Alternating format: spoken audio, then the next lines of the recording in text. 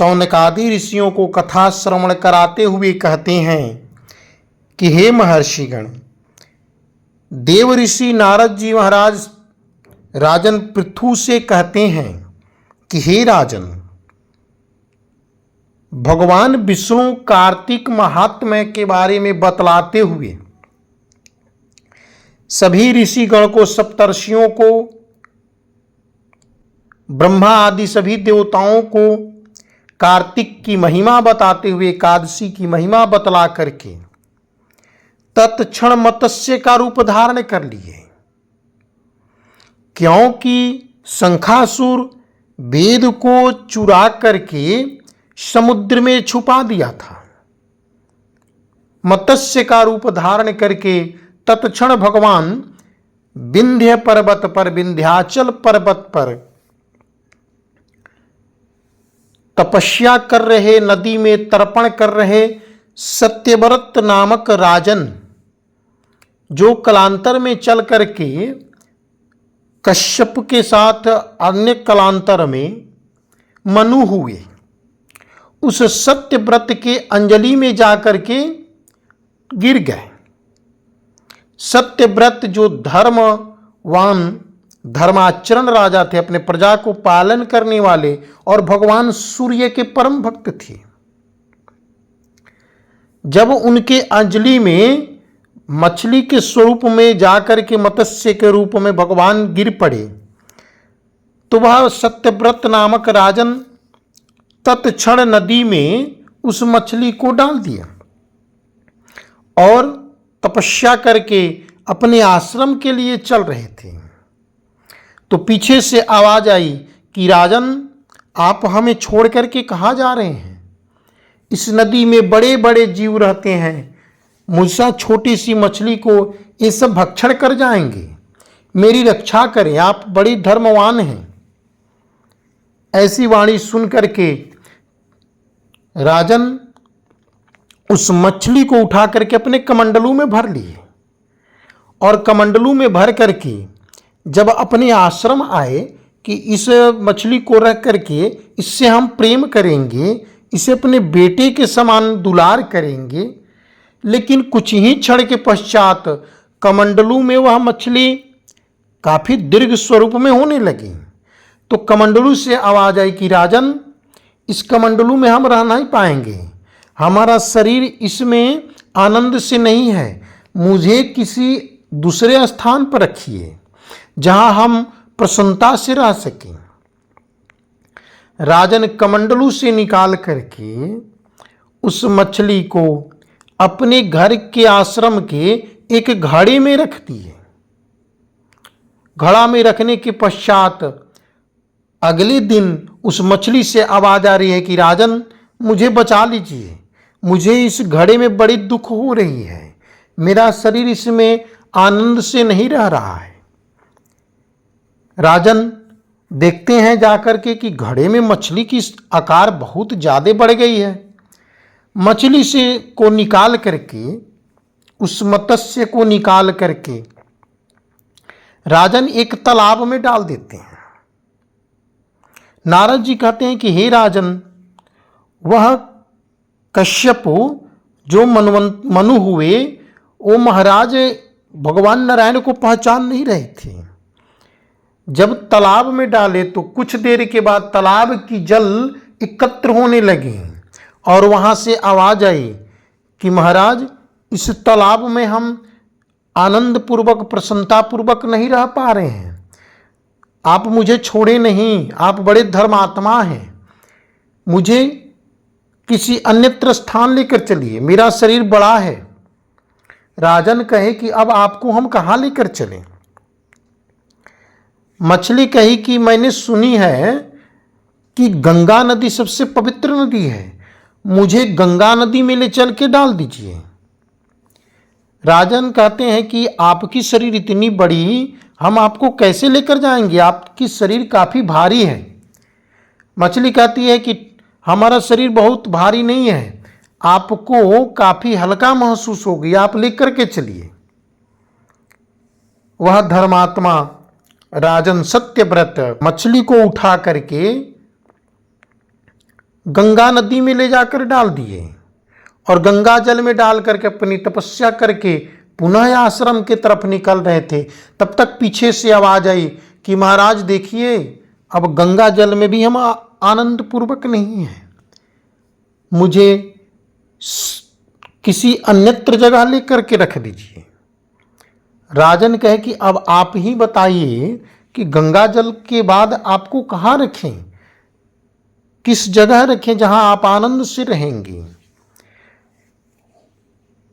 वह मछली आवाज आई कि मुझे समुद्र में ले चल के रख दीजिए, समुद्र में हम आनंद पूर्वक रहेंगे।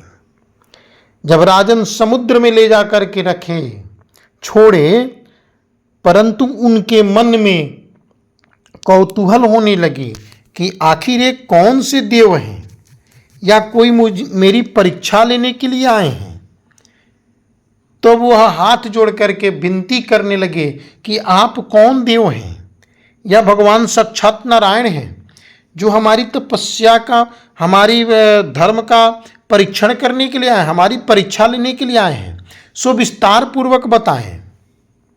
नारद जी कहते हैं कि तब मत्स्य से भगवान नारायण चतुर्भुजी रूप में स्वरूप बना करके धर्मात्मा राजा सत्यव्रत के अपने दर्शन कराते हुए प्रलय आदि के बारे में, शंखासुर के बारे में बतलाए और समयानुसार वह उस मत्स्य रूपी नारायण ने शंखासुर को मार डाला। हे राजन, समुद्र में समयानुसार मत्स्य रूपी भगवान नारायण ने शंखासुर को मार डाला। पश्चात शंख को हाथ में लेकर के बद्रीवन आ गए। बद्री नारायण में आकर उन्होंने सब ऋषि व महर्षियों को बुला करके आज्ञा दी कि पानी में इधर उधर फैले हुए वेदों को ढूंढो और उन्हें शीघ्र मिलाकर मेरे पास लाइए। तब तक मैं देवताओं के साथ श्री प्रयागराज में ठहरा हूं। इसके बाद सब ऋषि महर्षियों ने इन सब बीज मंत्रों, वेद मंत्रों और वेद को ढूंढ निकाला। उन वेदों में से जो जो भाग जिस जिस ऋषियों को मिला वह उसी का हो गया। भगवान नारद जी कहते हैं कि उस समय उस भाग के उसी दिन से वही ऋषि कहलाए। सब वेदों को लेकर के ऋषि महर्षि प्रयागराज में आए और उन्होंने वे सब भगवान विष्णु और ब्रह्मा जी को समर्पित कर दिए। ब्रह्मा जी वेदों को पाकर बड़े प्रसन्न हुए। उन्होंने देवताओं और ऋषियों के साथ अश्वमेघ यज्ञ किया। यज्ञ के अंत में देवता, गंधर्व, यक्ष, नाग भगवान विष्णु को दंडवत करके प्रार्थना करने लगे। सब देवताओं ने कहा कि हे देव, हे जगन्नाथ, हे प्रभु, हमारी प्रार्थना सुनिए।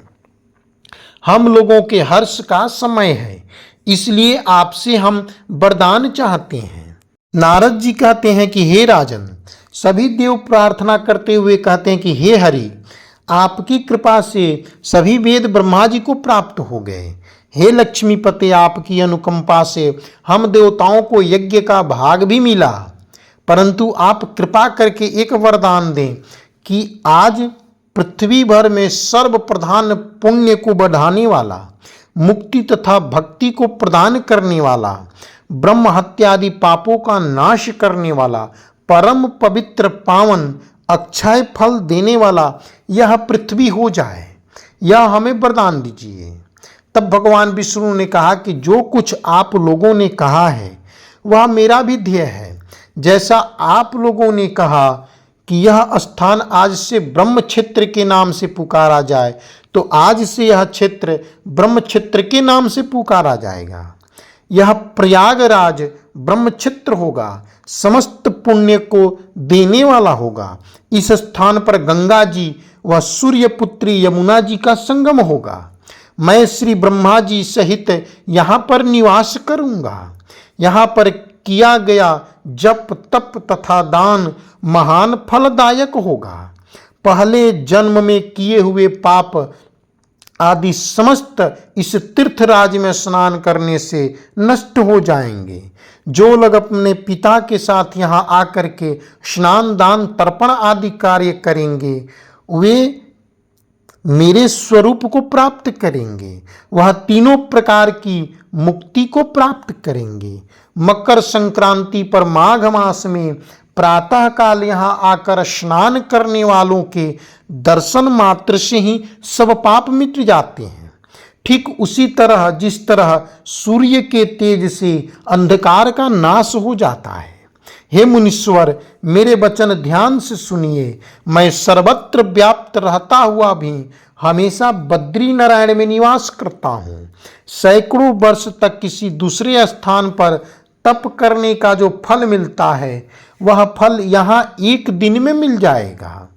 सूत जी बोले कि ऐसा कह करके भगवान विष्णु अंतर ध्यान हो गए और देवगण भी अपने अंशों को वहीं छोड़ करके चले गए। जो मनुष्य कथा को श्रद्धापूर्वक सुनते हैं वह श्री प्रयागराज और बद्रिक आश्रम जाने वह स्नान करने के समान फल को प्राप्त करते हैं। जय श्री कृष्णा। श्री राधे राधे।